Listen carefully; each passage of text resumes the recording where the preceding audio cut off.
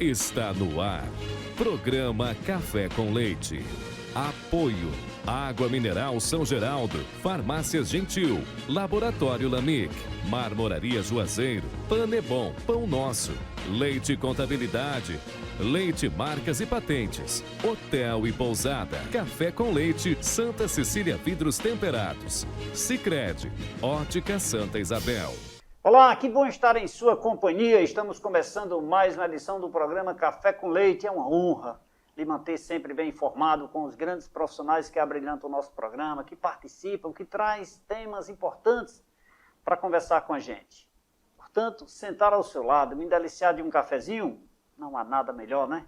Sua companhia é sempre muito importante. Meu convidado de hoje, ele é engenheiro sanitarista e ambiental, Dr. Tiago Alves da Silva. E vamos conversar sobre um tema extremamente em voga, viu? Gestão ambiental e recursos hídricos.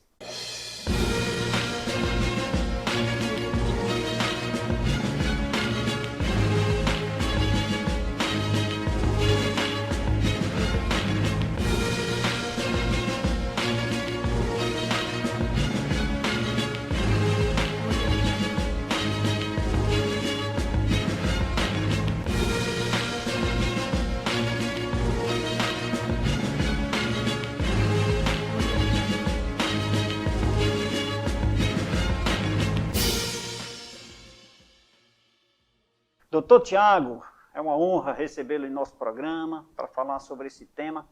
Hoje, a escassez de água é um tema em todos os meios de comunicação, né? A falta da água, a seca, a nível lá de Sudeste, vem tomando uma dimensão muito grande. E conversar com o senhor sobre esse tema, eu acho que é muito oportuno. Seja bem-vindo. Muito obrigado. Inicialmente, eu gostaria de agradecer o convite e a gente tratar aqui de um assunto tão importante que é sempre atual. Sempre atual. Né? Doutor Tiago, nosso tema de hoje é recursos ambientais e hídricos, né? Gestão ambiental e recursos hídricos. Isso tem uma relação muito próxima, não tem? Exatamente, Leite. O meio ambiente em si, ele está intrinsecamente relacionado, né? Quando a gente fala gestão ambiental, é de uma maneira mais geral, né, no contexto da diversidade, né, e de alguns fatores que a gente se soma para poder montar essa conjuntura. Quando a gente fala também de gestão de água, ela faz parte desse processo, né? A gestão ambiental ela é bem ampla e envolve toda uma cadeia, né, de conceitos e de inter-relações, tanto física como biológica. Seria uma ramificação dos recursos ambientais, né? Da gestão ambiental, não é isso? Isso, porque a gente na prática, a gente tem a gestão ambiental, ela é, digamos assim, compartilhada, ela é fragmentada, né? Você tem os recursos minerais, você tem os recursos naturais, você tem os recursos hídricos, você tem os recursos humanos, que também está nessa inter-relação, é uma cadeia que a gente chama, né, que vai desde o ciclo de vida inicial até mesmo a decomposição por total. Todos nós somos responsáveis pela ascensão, pela melhoria dos recursos hídricos e também pela destruição, se for o caso, doutor Tiago? Isso é um tema bastante, assim, muito discutido, né, muito refletido também, tanto na academia como no dia a dia nosso, né? Porque o modus operandi que o ser humano hoje atua, ele, de certa forma, ele contribui, em parte, para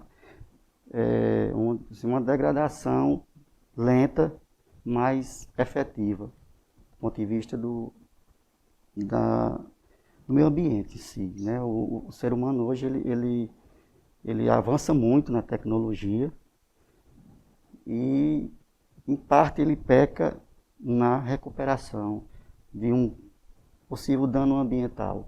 A gente chama de mensurar o dano, mas é remediar o dano. Esse é o principal problema encontrado hoje na gestão ambiental, do modo geral. A população comete as falhas ou comete esses, eu vou dizer erros, me corrija se for o caso, contra o meio ambiente, eu diria assim, intencionais ou sem intencional, ou seja, faz essa degradação ao meio ambiente e por falta de conhecimento, por exemplo. Isso acontece? Em tese acontece, mas na prática mesmo, o que é que a gente pode dizer? A tecnologia está avançando numa velocidade fora do real, digamos assim. Hoje as tecnologias estão muito modernas, né? A máquina já está, há próximos anos, aí, as próximas décadas, já vai substituir totalmente a mão de obra humana. E aí, para onde vai esse capital humano? Né? E com que velocidade os recursos naturais vão conseguir se regenerar para manter esse equilíbrio? Porque os recursos naturais, ele se regenera de forma lenta, né? Requer muito tempo, né? Isso. O sistema biótico, ele é tanto lento no seu desenvolvimento e é mais lento ainda na sua regeneração. O que o meio ambiente hoje, e há muitos anos já vem passando, é uma resiliência, a capacidade de resistir. Isso, quando a gente associa, eu costumo fazer um paralelo no nosso clima, né? Nosso clima, que é um clima atípico, que a gente vai discutir mais na frente. Ele é um clima em que faz com que o ambiente seja resiliente e o ser humano, por se tornar mais resiliente, se torna mais agressor. Então, assim, é um contraponto que é bastante delicado do ponto de vista de uma análise, né? Que é muito fácil. A gente poderia passar horas e horas aqui, teoricamente falando, mas sem citar exemplos, sem ver na prática, nem conviver e se especializar nisso, fica difícil de você compreender. E até mesmo hoje, quando a gente vai falar com as crianças, quando a gente vai ensinar aos nossos filhos, eles já estão até às vezes mais na frente do que a gente, mesmo sem saber o que ele está falando. Eu sei. Mas isso em detrimento, o senhor acha que isso é em detrimento da educação, por exemplo? Hoje os cursos orientando, as tias falando sobre isso, que alimenta, no caso, as crianças tomarem mais conhecimento sobre esses cuidados com o meio ambiente de um modo geral? A educação ela é um dos pilares, né, da nossa sociedade. E quando a gente traz para o tema, a gente tem está dentro da legislação ambiental. Nossa, que é uma legislação muito rica, em parte copiada de outros países, digamos assim, de primeiro mundo, muito restrita, muito, assim, tem muito instrumento, né, e acaba sendo muito burocrático. Mas quando a gente traz para a educação, que é um dos pilares da educação ambiental, que está dentro da Política Nacional do Meio Ambiente, também está dentro da Política Nacional de Recursos Hídricos. Está interligado isso aí. E a educação vem lá do início. Ensinar a criança a conhecer o meio ambiente, a origem que ele veio, como ele nasceu, né, que matéria, se é que pode dizer assim, trabalhar na cabeça da criança, isso a partir dos... Eu particularmente julgaria a partir dos 4 anos em diante, as escolas já devem trabalhar efetivamente a disciplina, porque a educação ambiental, até mesmo nos cursos superiores, ela não aparece tanto, veio aparecer agora, na última década. E é uma disciplina só, que os outros cursos têm parte de ambiental só.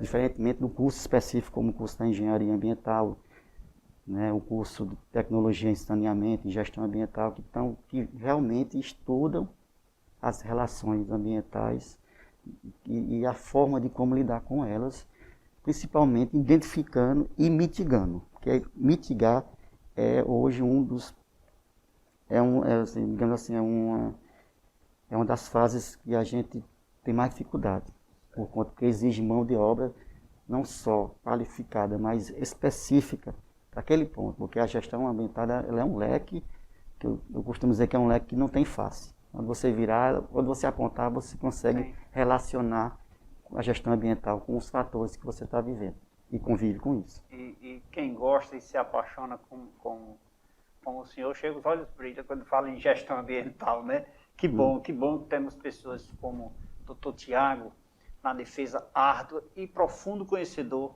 da gestão ambiental e de recursos hídricos, dentre outros temas, como ele ramificou na gestão ambiental aqui, mas nós vamos enveredar para a linha dos recursos hídricos para termos a oportunidade dele estar aqui novamente para ramificarmos noutros ramos, né? Gastos com publicidades não são despesas, são investimentos. As grandes empresas acreditam e investem em propagandas. Estamos passando por momentos difíceis, mas tudo isso vai passar. E quando tudo isso passar, as empresas que acreditam e investem em propaganda serão lembradas. Inclusive, um abraço a todos que fazem a Marmoraria Juazeiro. Doutor Tiago, eu tenho observado que o número de instituições, ONGs, associações, as próprias academias, o próprio governo dando a sua contribuição no sentido de criar políticas públicas, seja a nível municipal, estadual e federal, vem crescendo a cada dia. Mesmo assim, a degradação, a destruição, para ser mais objetivo, ao meio ambiente ainda vem crescendo. Parece que quanto mais o povo conhece, mais aumenta, ou agora que eu estou sabendo que estou errando, existe aí um conflito, né? Sim. Para que a gente compreenda melhor, é necessário que a gente faça algumas diferenciações, né? Principalmente quando a gente trabalha com gestão ambiental, que a gente trabalha com fator de escala. Certo. É a escala global, é a escala nacional, é a escala regional, é a escala local. Então certo. Isso faz uma diferença muito grande. Certo. Muito grande. Quando a gente fala de desmatamento na Amazônia, é uma escala nacional, mas que reflete na escala global. Tem toda uma relação atmosférica aí com o clima dos nossos continentes e das nossas áreas continentais, que são as áreas de terra. Tem toda uma relação de troca, né, biológica e física, química, né, nesses fatores. E aí é importante que a gente tenha essa diferenciação. A gente tem observado que fica muito atrelado o meio ambiente com degradação, né? Eu costumo dizer assim, quando a gente vê um ambiente poluído, se confunde com um ambiente contaminado, são duas coisas totalmente diferentes. Poluição é uma coisa, contaminação é outra. Certo. Poluição você pode despoluir, não há problema, você consegue despoluir. Agora, quando está contaminado, você não consegue descontaminar. Vou trazer um exemplo bem prático para um aquífero. O aquífero é um lençol freático que está sob pressão, está confinado lá embaixo. Então, a gente tem água subterrânea, difícil de acesso, porém de ótima qualidade, como é o caso da nossa região aqui, da nossa bacia sedimentar do Arari. E quando a gente chega a contaminar uma área como essa, para você fazer a mitigação e a remediação, é muito complicado.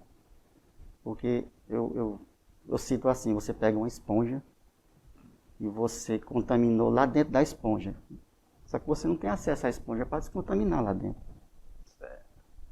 Vê a relação como é diferente entre poluição e entre contaminação. Certo. E aí fica tudo relacionado, poluição, degradação, contaminação, e a mistura, e às vezes o especialista que conhece, consegue fazer essa diferenciação, e aí eu caio no dito popular, né? Fica associado sempre a gestão ambiental à degradação, e não é isso, não é bem assim. A gestão ambiental tem vários pilares.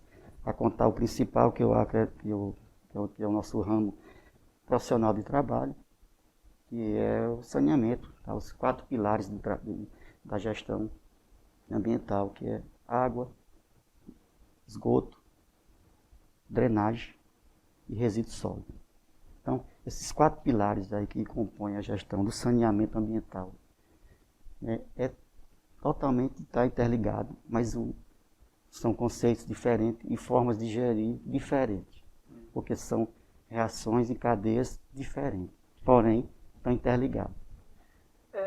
Então, nessa linha de raciocínio aí, sempre que alguém for, digamos, construir algo em determinados ambientes, precisa de um estudo de análise antes de tomar qualquer iniciativa. Porque são 4 pilares que impactam, né? Isso. Então é bom sempre esse estudo. Eu tenho observado, doutor, eu prestei serviço para uma determinada empresa multinacional, empresa grande, e eu achei interessante que ele mandou um geólogo, mandou um engenheiro ambientalista, mandou alguns 4, 5 profissionais para estudar a área de trânsito, porque ele tinha que escoar os clientes dele que iam entrar para a esquerda, para a direita, para fazer todo, aí depois contratar o arquiteto para fazer a planta. Eu achei isso extremamente importante, está aí o sentido da coisa, né? Ou seja, estudou toda a área ambiental para saber se meu negócio cabe aqui ou não.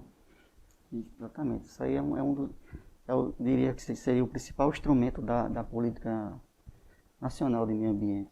Que deveria todo ente público exigir, né? Exatamente. E qual é esse instrumento? Esse instrumento nada mais é do que o licenciamento ambiental. O licenciamento ambiental ele é composto em 4 fases.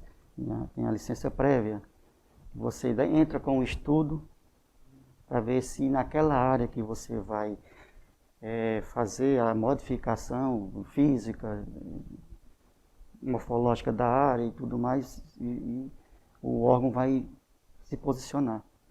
Uma vez posicionado favorável, é feito a licença, da entrada na licença de instalação. Uma vez aprovada a instalação e instalado, construído, modificado, vai a licença de operação, que é o funcionamento. Então, são etapas fundamentais nesse principal instrumento da política nacional, que é o licenciamento ambiental. Eu tenho que tirar aquela linha de olhar e dizer, é muita burocracia. Eu tenho que tirar isso da minha cabeça. Eu diria assim, como consultor e também como funcionário público, eu consigo, nessa minha experiência, eu consigo ver os dois lados. Sim. Tanto trabalhando no setor público como servidor de carreira, sou funcionário da Companhia de Água Bruta do Estado, que é a COGÉ, há 18 anos, já estou lá. E, paralelo a isso, eu faço consultoria independentemente, e não atrapalha no meu trabalho, a presto serviço e consultoria. Então, eu consigo ver os dois lados, consigo ouvir os dois lados, consigo formar um conceito mais equilibrado. E você ouve muita coisa na iniciativa privada, infelizmente você vê muitas aberrações, ouve muitas aberrações, que você no setor público não conseguiria ouvir. Conseguiria ouvir e nem conseguiria assimilar aquilo como um empresário que quer vir e quer investir. O que acontece hoje em dia? As grandes empresas querem vir, mas querem vir com incentivo praticamente zero, assim, de custo, e com a mão de obra praticamente escravizada. Então, no nosso século atual, não se permite, vai de desencontro isso. Né? Aí ele se impõe, porque eles não, se o município não me dá essa abertura, eu vou para outro município. E aí assim, outro dá, infelizmente, né? E aí perde o meio ambiente, porque assim, o pessoal, o avanço tecnológico, as grandes tecnologias, a economia tem que avançar, porque a gente depende da economia. Sim. Né? Não pode ser um ambientalista cético, eu não sou nesses modos. Eu vou do lado mais criterioso. É viável? É.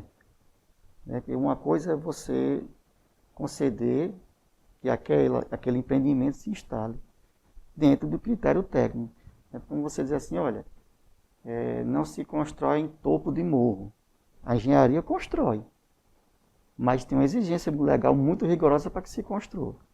Quem vai avaliar isso é o órgão gestor, é o órgão licenciador, que é o comando e controle. Sim, tem conhecimento técnico. Tem conhecimento técnico e vai exigir aquilo ali como condicionantes para que ele se instale e ele tem que apresentar. Caso não, ele fica passivo de cancelamento de licença, de multas, de processos administrativos que são mais rigorosos, porque nós temos a nossa legislação ambiental uma das mais rigorosas do planeta. É mesmo. Mas vai de contramão o nosso avanço, digamos assim, econômico, né? de gestão ambiental, sabe? Porque é um pouco frouxo. Um pouco frouxo ainda nesse sentido. Né? Eu estava ontem comentando, olha, de amigo, e aí, rapaz, se os Estados Unidos tivesse 50% do território nacional brasileiro, ela já é uma potência mundial, né? Está concorrendo aí em concorrência com a China, com a Coreia e com a Rússia. Mas não tinha para onde não. Porque o que a gente tem de riqueza mineral aqui, mas a gente fica refém da tecnologia de fora.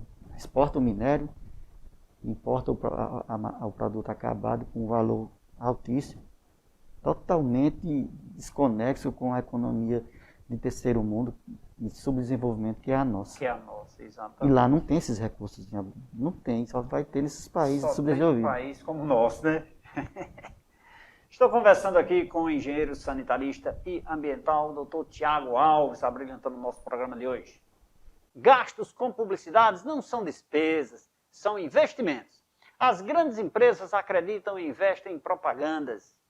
Estamos passando por momentos difíceis, mas tudo isso vai passar.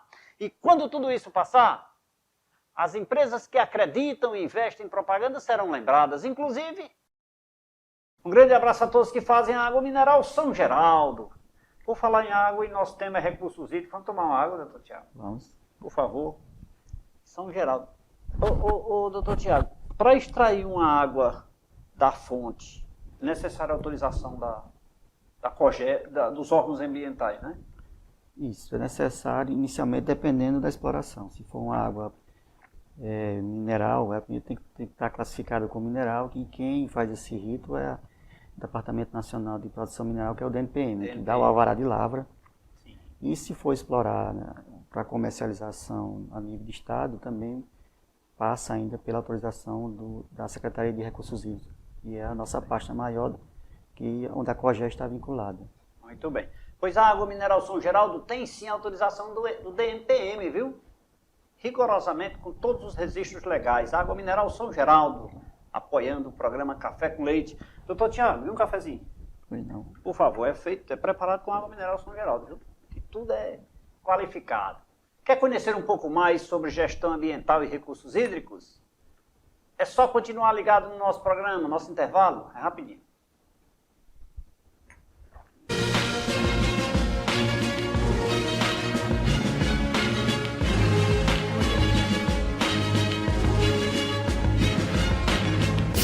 De volta nesse segundo bloco do programa Café com Leite, hoje conversando com um tema muito em voga, né? Gestão ambiental e recursos hídricos, um tema que envolve todos nós, toda a população brasileira está envolvida nesse processo de recursos hídricos e da gestão ambiental. E o meu convidado, ele é engenheiro sanitarista e ambiental, Dr. Tiago Alves, falando sobre esse tema aqui, ele que é competente naquilo que faz, fala e desenvolve e aplica e trabalha. Então, eis a razão de tê-lo aqui em nosso programa para conversar com a gente. A quem eu peço permissão para falar com você, querido telespectador, sobre a Lei de Certificação Digital. Faça já o seu certificado digital A1, A3, SPF e SNPJ com os melhores preços da região. É só ligar no telefone 3312-5500, falar com a minha amiga Doris, e agendar um horário e fazer seu certificado. São os melhores preços do mercado e tem a assinatura da Leite Contabilidade. Eu falei Leite Certificação Digital. Gastos com publicidades não são despesas, são investimentos. As grandes empresas acreditam e investem em propagandas.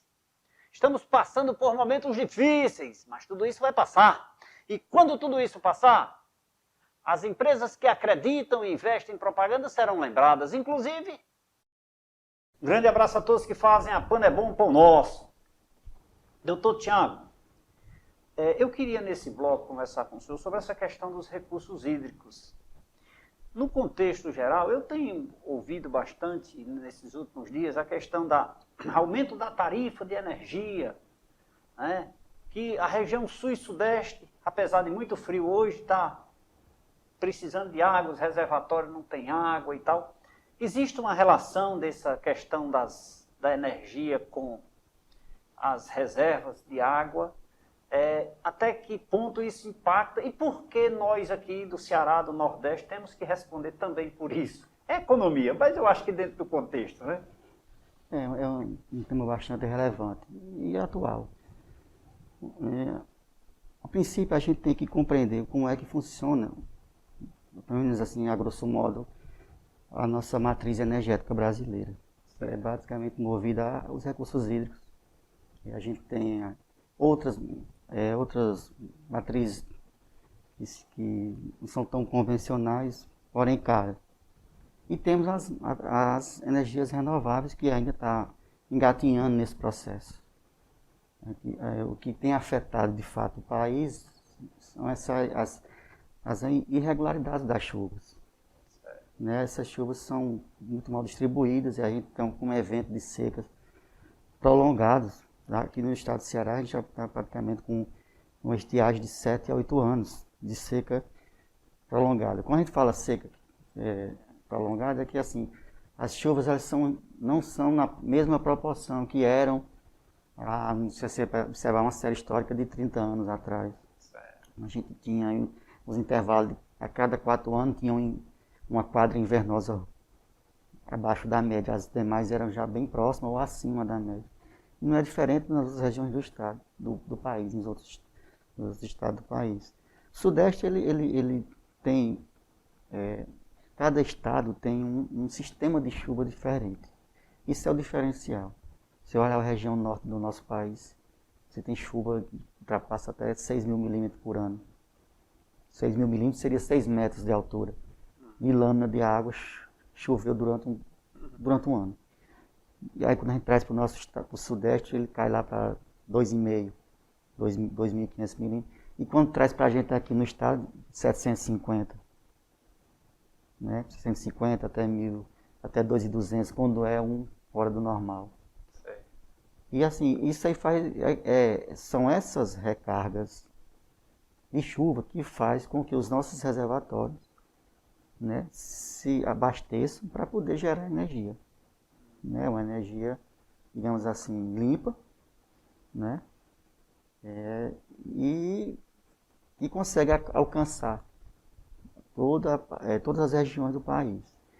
Quando você tem esse regime hidrológico, né, sofrendo essa turbulência aí, dessa ausência, dessa precipitação invariável, isso tem consequências que cai a produção de energia, aumenta o custo de energia.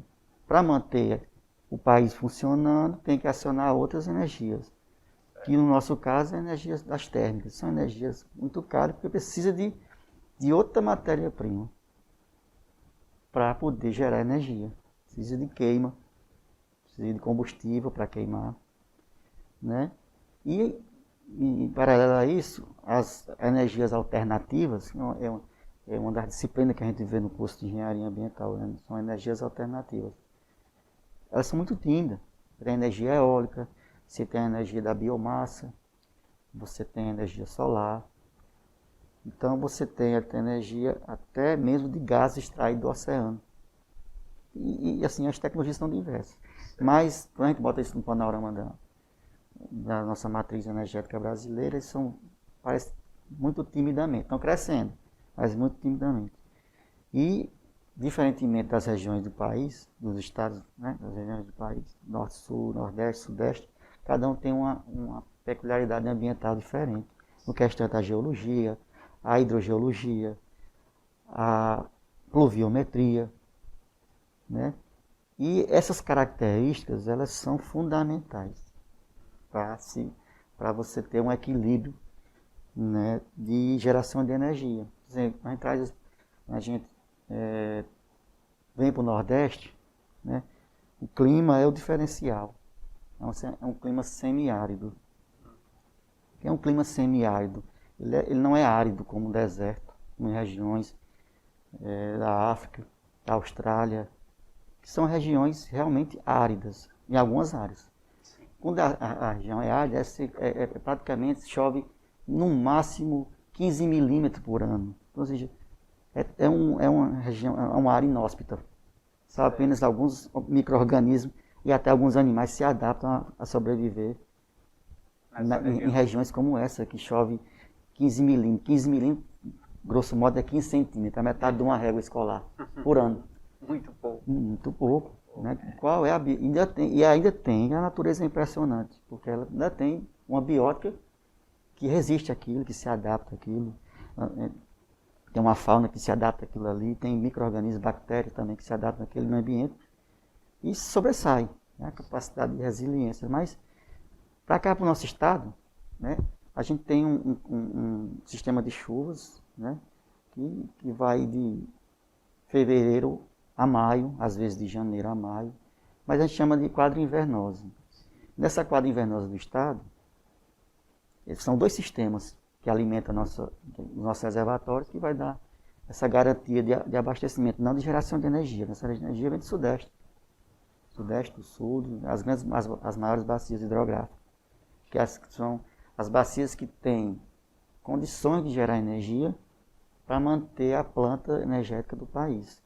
Um tempo atrás, ainda conversando com um engenheiro eletricista na época da Coelce, ainda ele explicando que quem paga a energia das grandes empresas, quem mantém, são os pequenos, são as residências, são os domicílios, são os pequenos comércios. E você sabe que a energia também, a tarifa, ela é diferenciada. Sim. Né? E a nossa tarifa domiciliar ainda acaba saindo mais cara. Então, assim, os pequenos pagam os grandes. Sim. Pequeno paga a tarifa. Pequeno praticamente, ele comentando na época, pequeno ele consegue subsidiar a energia verde à noite, que é mais barata, a energia rural. Né? O pessoal se adapta. E é assim que vem funcionando, infelizmente, é o que nós temos. É o que nós temos e estamos usufruindo, não pagando, né? Pago para o pescado. Doutor Tiago, já que o senhor falou que o Nordeste é uma região semiárida, vindo aqui, vamos para o nosso Ceará, ou talvez o nosso Cariri. Dentro desse contexto do Cariri ou Ceará, nós temos bacias hidrográficas, nós temos recursos suficientes para sobrevivermos tranquilos, sem nenhuma economia. Não. Bom, para esclarecer melhor, a gente precisa compreender o contexto do estado. Certo. Tanto do ponto de vista geológico como hidrológico. O estado de Ceará, né, é um dos pioneiros na política nacional de recursos hídricos, na implementação. Dos pioneiros, né? Dos pioneiros. O primeiro estado a ter uma política estadual de recursos hídricos, que é direcionada a uma pasta específica, foi São Paulo, salvo memória, em 91. E o Ceará veio em 92. Certo. Né? O Ceará veio em 92 com a primeira política estadual. Mas por que a gente, digamos, só perdemos para o Sudeste, em termos da caminhada para estabelecimento da política estadual? Porque a gente tem a necessidade de ter essa política específica, por conta do nosso clima, nossa geologia. Se você pegar o estado de Ceará, 75% do nosso território é cristalino. O que quer dizer isso? É uma rocha sã, uma rocha dura e impermeável. Então, se a água infiltra, muito pouco é a camada de infiltração, é só apenas a zona capilar e muito pouco, né? Daquela vegetação que sobressai ainda em cima. Mas você pega do centro-sul do estado para o norte, a parte do sertão central, você vai ver a rocha aflorando na superfície. Que é um exemplo bem claro, é Xaramubim, Quixadá, que você vê aqueles monólitos. Sim. Ali é a rocha aflorando, em tese. Então ali, questão de 2 metros de profundidade, você já encontra aquela rocha. Então, onde é que você vai, como é que você vai perfurar? E você pode encontrar água nesses interstícios, que são os intervalos entre a quebra da rocha. Sim. Então, assim, são aquíferos que a gente chama fraturados, ou fissural, ou seja, é a rocha quebrada, e nesses espaços vazios dela está quebrada, ela consegue armazenar água. Não, numa qualidade, se for comparar a potabilidade, que é o padrão que a gente ingere, toma banho, cozinha e tudo mais, fica fora do padrão, porque é muito salgado, porque a água está associada à natureza da rocha. A rocha sã, o granito, ele tem cristais de sal na sua composição mineralógica. Aí é uma água, eu vou salobra, usar o meu termo. Salina. Ela é poluída, ela não é contaminada, né? Ou seria contaminada? Só para eu fazer aqui. Aí nesse caso ela nem é contaminada e nem é poluída. Nenhuma das duas, né? Nenhuma das duas. Ela é uma água que tem, digamos assim, características próprias, né? Específicas, mas que para potabilidade ela não se enquadra. E tem água salina, salobra, tem as classificações. A gente compara com a água mineral. Por quê? Porque ela tem propriedades específicas para ser mineral. Ela tem que ter umas concentrações de minério dentro da portaria de Toda mineralogia. água tem que ter esses minérios, tem que ter Tem que ter a sua composição básica de minerais, de sais minerais e tudo mais. isso para alimentar, Isso. digamos assim, para nós Para o padrão de ingerirmos, né? potabilidade. Certo. Agora, para o padrão mineralógico, a gente vai classificar como água mineral ou potável de mesa, ela tem umas características extremamente específicas, tipo organoléptica, de sabor, de gosto, e principalmente as concentrações desses minerais, que faz com que ela se enquadre como uma água mineral. Certo. Aí, por ser uma água mineral e ser um recurso, a gente já está na academia, a gente discute, é um recurso natural ou um recurso mineral? A água é um minério ou não é? É uma polêmica, daria aí um outro programa se for discutir. Mas, no ponto, essa água, ela tem essa classificação. E é por isso que tem um Departamento Nacional de Produção Mineral, que tem o LAMIN, que é o Laboratório Mineralógico, que você envia a sua amostra de água, eles analisam lá e vai classificar a sua água como mineral ou não. Certo. Aí, se for classificada, você vai receber o seu alvará de lavra, para você lavrar esse minério, para você explorar ele. Certo. Ou seja, e a salobra lá que você estava falando, seria um tipo de água, tipo, digamos, a mineral, só com suas... Não seria mineral, desculpa. Mas seria tipo assim, essa é mineral porque tem as suas propriedades específicas. Suas propriedades, e essa salobra porque ela também tem suas propriedades específicas. Ele vai ter algumas concentrações a mais. A mais que torna-se salobra, né? Aí é só mesmo desmineralizar ou dessanilizar. Certo. E aí ela volta ao seu estado comum, porém ainda não mineral, mas você pode adicionar sais. Torna-se natural, né? Quase seminatural, porque a água em tese ela tem que ter pelo menos algumas propriedades minerais. Certo. Algumas concentrações estabelecidas. Quando a gente dessaliniza, a gente está tirando todos os sais. Está deixando só o H2O puro e ainda uma pouquinha parcela de nitrogênio. Não é o caso. Mas essa água, ela dessalinizada, você vai o quê? Você pode ressalinizar. Então, você vai adicionar sais em concentrações que potavelmente ela pode ser consumida. Aí a água adicionada de sais. Que é totalmente diferente de uma água mineral. Muito bem. Gente, eu estou tendo uma verdadeira aula, né? Hoje aqui no programa de hoje com o nosso convidado, o engenheiro sanitarista e ambientalista, Dr. Tiago Alves. Gastos com publicidades não são despesas, são investimentos. As grandes empresas acreditam e investem em propagandas. Estamos passando por momentos difíceis, mas tudo isso vai passar. E quando tudo isso passar, as empresas que acreditam e investem em propaganda serão lembradas. Inclusive, um grande abraço a todos que fazem a rede de farmácia Gentil. Doutor Tiago, vamos tomar mais uma água? Por favor. Água mineral São Geraldo.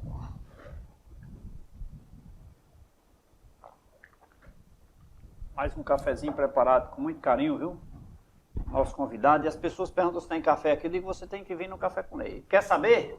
Vem aqui no Café com Leite para saber se tem café e eu faço questão de lhe servir, tá bom? Quer conhecer um pouco mais sobre gestão ambiental e recursos hídricos? Continue ligado, nosso intervalo é rapidinho. Daqui a pouquinho a gente volta.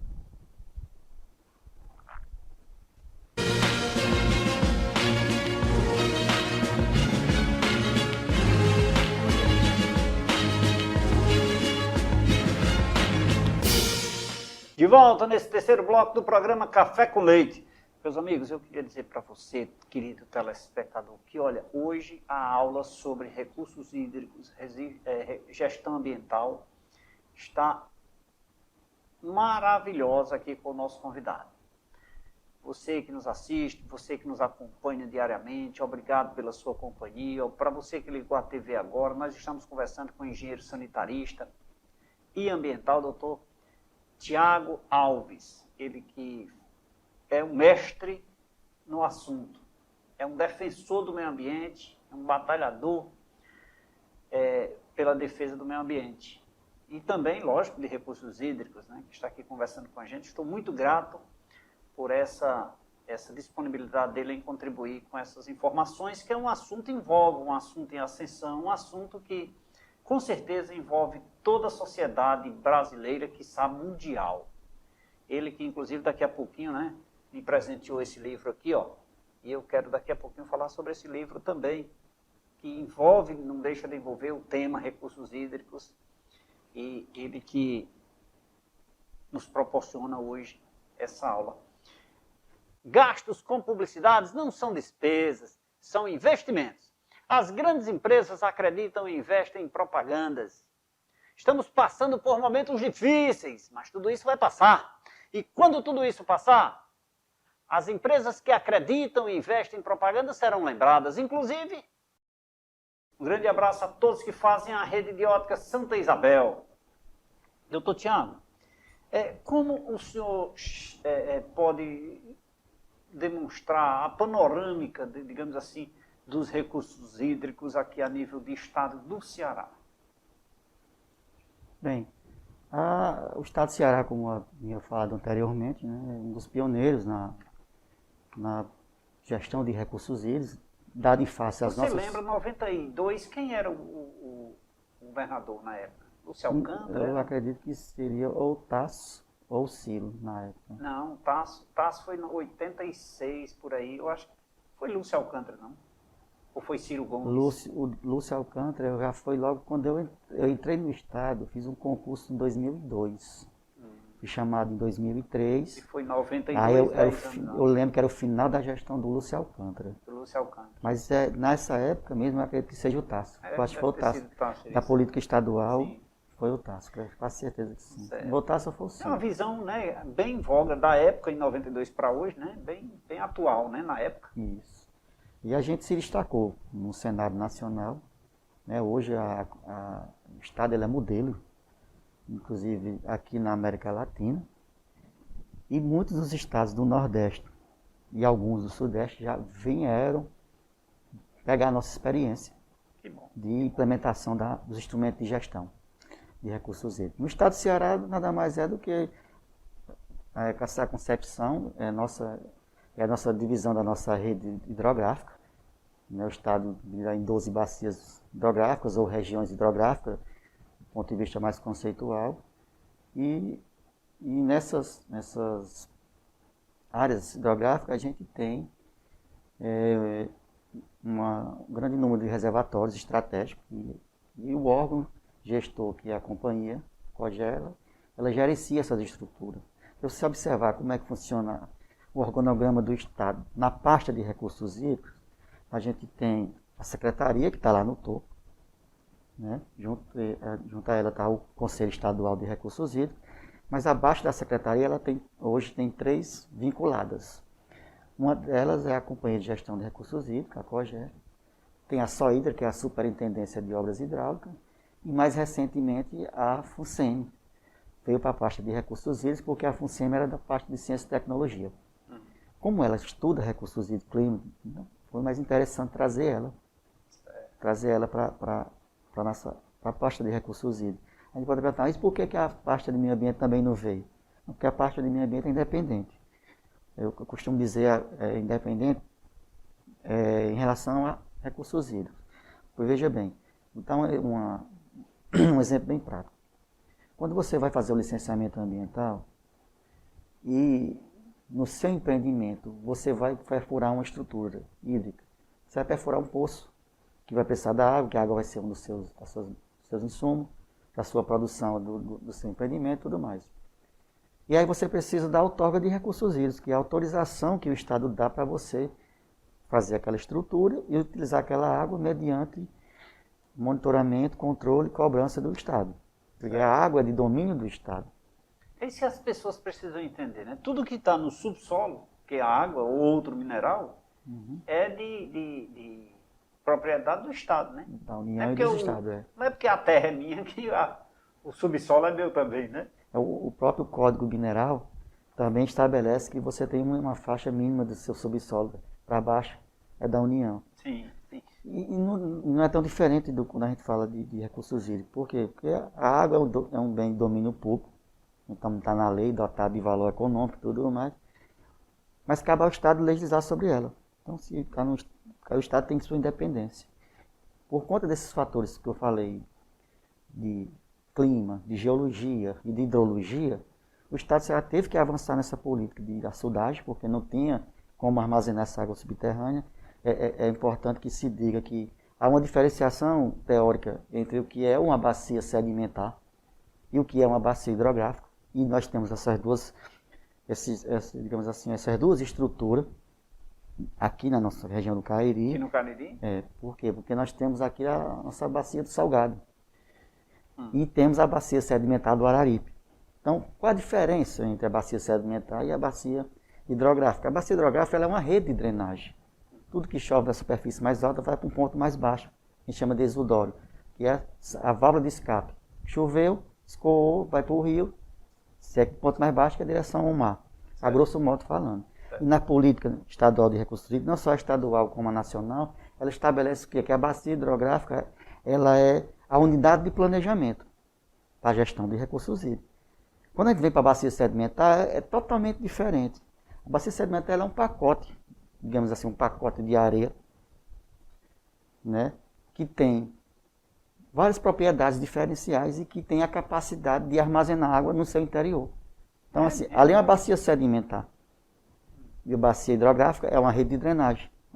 Uma está interligada na outra. Nossa região aqui da Chapada do Araripe, nossa floresta nacional e a Flona e a APA, né, ela é uma bacia sedimentar. E ela compõe 3 estados. Ceará, Piauí, Pernambuco. Por conta da inclinação de quase que 5 graus que a gente tem da Chapada para cá, para o estado do Ceará, a nossa graça que nos favoreceu, geologicamente falando, porque essa inclinação fez com que boa parte desse fluxo dessa água que chove na Chapada, infiltra, escoa, sai nas fontes, sai nos rios, vem para cá, para o nosso estado. Por causa dessa inclinação geográfica. Essa inclinação geológica de quase 5 graus, se não me falha a memória. Mas qual foi a nossa que nos agraciou? É que, por conta dessa inclinação, nós temos hoje 315 fontes. Aqui na Chapada? Na Chapada. 315? Só no Ceará. 315 cadastradas. Então, veja só a diferença que essa inclinação faz. 317 foi o último registro que eu fiz, né, no nosso controle interno, no nosso cadastro. E no Pernambuco, nós temos 16 fontes cadastradas. E no Piauí nós temos 9.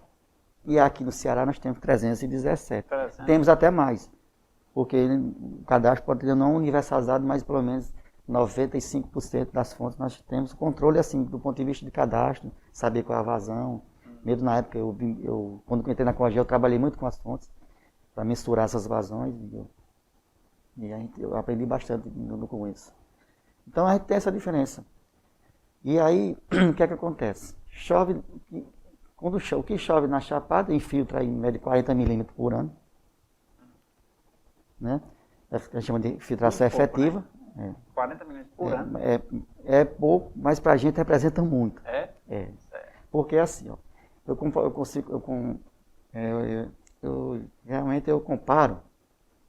Você faço algumas comparações mais, digamos, não tão grosseiras, mas sim, porque tanto o seu público mais leigo, ele consegue compreender melhor. Porque a gente dá muita palestra e a gente consegue nivelar. E quando tem as seminários, coisas mais específicas, com os órgãos, com o conselho, que é mais técnica, aí a gente usa outra linguagem. Mais técnica, com a universidade, com o comitê de bacia e com os órgãos parceiros instituídos. Então, o que acontece? Aqui na nossa bacia sedimentar, a gente tem 7 formações hidrogeológicas diferentes. E elas são, né, a gente tem uma escala aí de torno de 1.100 metros, lá no topo da Chapada, né, até chegar aqui na cota de 420, que é o nível aqui de Juazeiro em relação ao nível do mar. Nível da superfície de Juazeiro, assim, médio. Então a gente tem aí um pacote aí quase 700 metros diferenciado, 600 a 700 de pacote sedimentar, que você vê a serra, você entende aquilo ali como um pacote sedimentar. E ele tem 7 camadas. Eu costumo comparar com você pegar um biscoito, um wafer. Esse wafer quadradinho. Você quebra ele. Tem as camadas. Tem as camadas, não tem? Aí onde é que entra a complexidade? É que elas não são contínuas como é a camada do wafer. Biscoito, recheio, biscoito, recheio. Não, ela é anisotrópica. Você quebrou o biscoito e você entrelaça ele no meio. Então ele é todo descontínuo. Você não tem uma uniformidade. Por isso que é complicado, do ponto de vista geológico, a gente mensurar isso, entender como é que funciona. Então é muito complexa a bacia sedimentar. Já na bacia hidrográfica é mais. Mas aí quanto a essa questão de 40 milímetros, você disse que é muita água? Ainda é por conta de uma boa parte da floresta, poderia ser mais. Sim. Porque assim, se não fosse também, as nossas fontes, algumas delas, algumas secaram, outras baixaram a vazão, por conta dessa estiagem que eu comentei no começo, né, de quase 8 anos de irregularidade. Porque assim, a chuva ela é mal distribuída. Porque choveu muito esse ano não tem nada a ver. Não. Um exemplo bem prático que eu costumo dizer também, a chuva ela é mal distribuída no tempo e no espaço. No nosso clima aqui, no nosso regime de chuva, a gente sabe que a gente tem um período curto de chuva, mas não sabe quanto chove durante 5 meses do ano. E durante os outros 7 meses, a gente tem a certeza de que não chove. Certo. Então a certeza que não chove a gente já tem, né? Que é de junho a dezembro. Só que tem variações, isso aí não é coisa fechada. Mas, assim, historicamente, é o que a FUNSEMI também define, né, como é o nosso regime oficial de chuvas. E nós temos 2 sistemas. Um sistema é o sistema da frente fria, que vem lá da Argentina, da Patagônia, vem subindo lá do fundo do nosso país. Subindo, chega aqui no Cariri primeiro, porque já chegando, a gente está no sul, nós estamos aqui na região sul do estado. Então, a frente fria que vem de baixo, chega primeiro no sul. E realmente ela ocorre em dezembro a fevereiro, janeiro, fevereiro no máximo. E nosso principal sistema de chuva, que é a zona de convergência intertropical, que é aquela região aquela convecção que vem da África, da região da África, que atravessa o oceano, chega primeiro no litoral cearense. Então esse é o nosso principal sistema de chuvas. Aí ocorre de fevereiro a maio, onde tem as maiores precipitações. Por que as bacias hidrográficas que estão situadas no litoral são as bacias que mais têm água armazenada? Porque está encostado no oceano, está no início do continente. Então tudo que chove inicialmente não vai descer para o estado, mas pelo menos chega primeiro lá. Mas num sistema de chuva nosso principal, que é o da zona de convergência, ele vem da África para cá e desce, vai descendo e segue. E às vezes esses 2 sistemas, quando se encontram, das frentes frias com a zona de convergência, aí onde ocorrem as maiores precipitações, as grandes cheias, e as enchentes e tudo mais. Eu tenho observado aqui que a história é longa. O que aprender temos demais. E que é muito confortável ouvir tudo isso, porque nós escutamos em alguns momentos nos meios de comunicação e muitas vezes não entendemos por que choveu essa semana, por que não choveu, por que houve momentos A, B e C da nossa temperatura e nós não entendemos, né? Olha aí o nosso professor aqui, Dr. Tiago, falando sobre esse assunto. Muita maestria, muita competência, que legal, né? Gastos com publicidades não são despesas, são investimentos. As grandes empresas acreditam e investem em propagandas. Estamos passando por momentos difíceis, mas tudo isso vai passar. E quando tudo isso passar, as empresas que acreditam e investem em propaganda serão lembradas. Inclusive, quero aqui mandar um abraço a todos que fazem a rede de laboratórios LAMIC. Doutor Tiago, eu tenho observado que esse tema ele é convidativo, é instigante, é bom, é gostoso de se conversar e é muito bom lhe ouvir, porque aprendemos muito, viu? Mas me deixa aqui fazer um rápido intervalo de apoio cultural, daqui a pouquinho a gente volta. É rapidinho, vou só tomar um café com o meu convidado.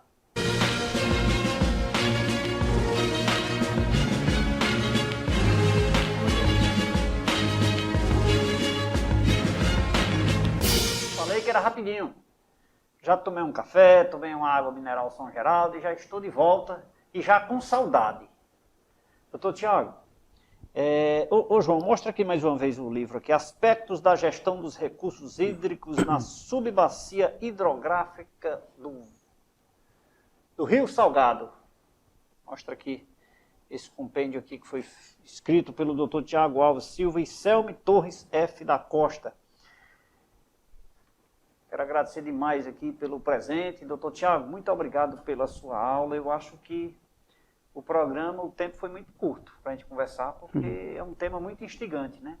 Mas assim, já nos deixa assim, no desejo e na vontade de querer saber mais, e já deixar aqui convidado o senhor para uma próxima oportunidade, a gente continuar batendo esse papo, explorar outra ramificação.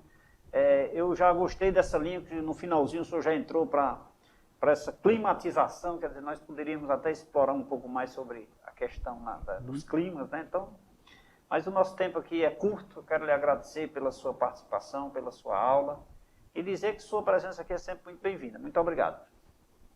Eu que agradeço a participação, o convite, estarei sempre à disposição. É importante que a gente... Seu programa, ele traz muito benefício para a sociedade, porque nada mais é, na minha compreensão, é que é uma socialização da informação. Quando você socializa a informação, você se desprende dela, porque você tem um conhecimento.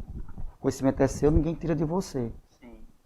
Mas isso não impacta de você socializar para o próximo. Sim. E é o nosso papel, enquanto pessoa, enquanto ética profissional, enquanto instituição. Então, enquanto educador, enquanto pai, né?